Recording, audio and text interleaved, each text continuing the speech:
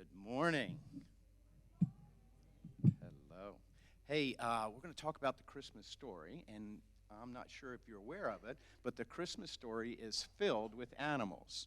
And do animals talk? Do they talk? No, they don't talk. But hey, can we pretend that they would talk? Let's see what the animals would say if they were to talk to us about the Christmas story. Now, you see here, this is Sheba. Sheba is Mary's horse. And Sheba has been traveling for 4 days with Mary on her back, going from Nazareth all the way to Bethlehem. And does she look a little tired? Yeah, she's like, oh my goodness, Mary, I've been with you a long time, and over the last couple months, you've been packing on the pounds, Mary. Uh, yeah, this is getting a little weary, and I need a rest. Poor old Sheba. Now, when they finally got to where they were going, they ended up in a house, and this is Chetzvah, and he is the family cat at the place that they were staying. Now, this cat, kind of like maybe some of your cats, does your cat like to be alone and by itself? Yeah. Yeah, this cat, like, come on. It's crowded here. It was already crowded, and now you guys show up, and we don't have any room for you. Why do you have to be at my house? And not too happy about seeing Mary and Joseph there. And as a matter of fact, they even sent them out back because they didn't have any guest room available for them. And lo and behold, that night, Mary had a baby. And at this house, they were not very well prepared for a baby. They didn't have a guest room. They didn't have a cradle or anything. So they put the baby in a little feeding trough called a manger. Well, that didn't go over well with Elsie. Elsie's the cow. And you know what Elsie eats out of? The manger. And now there's a baby in his manger. What in the world am I going to do for breakfast in the morning with this baby in the manger? Is that kind of silly?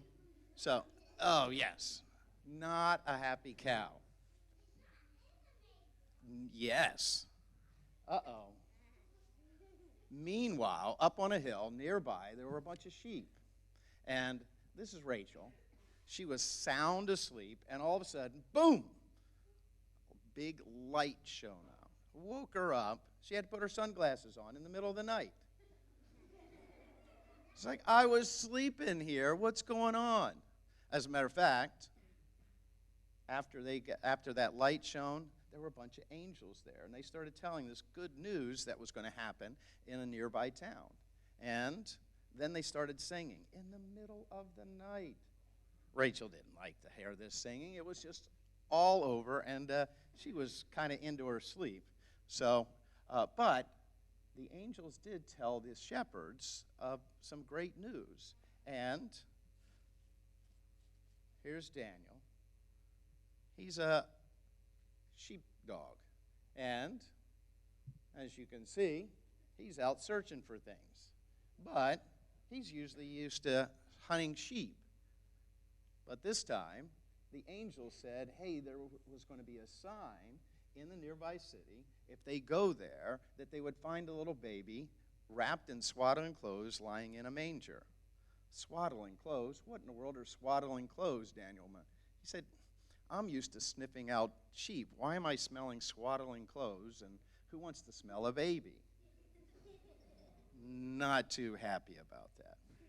But all the animals did follow Daniel all the way down, and then they found something pretty special. They found Mary and Joseph and a brand new baby that they named Jesus. And yes, it was baby Jesus. And then they started remembering all the things that the angels had told, and they started listening to what the shepherds were saying, because the shepherds were saying that this wasn't any old baby born that day. This was actually a very special baby, a baby that had been promised for years and years and years, called the Christ. This was the Messiah that had come.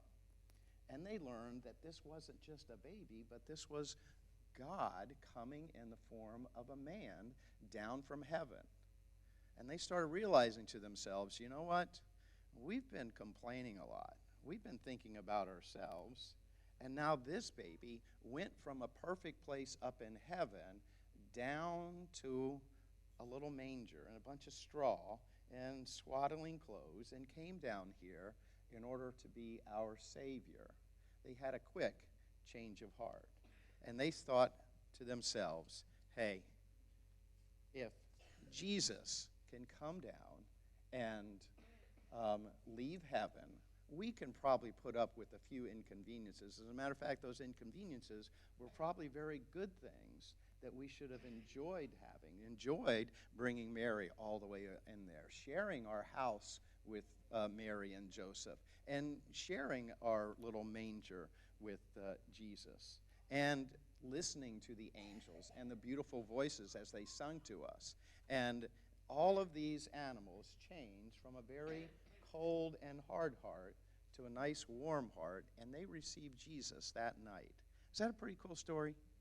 Yes, I hope all of you kind of have the same thing as you think about Jesus and the Christmas story, that you won't think about yourself, but that you'll think of others. And all the animals went with the shepherds because the shepherds were so excited that they left immediately after they saw Jesus, and they went through the town, and they weren't quiet that night. They went out laughing and singing and telling everyone that the Christ had been born. Can you guys help them maybe with that? Is there something you think you might want to yell to everybody? Can we do this on a 1, 2, 3?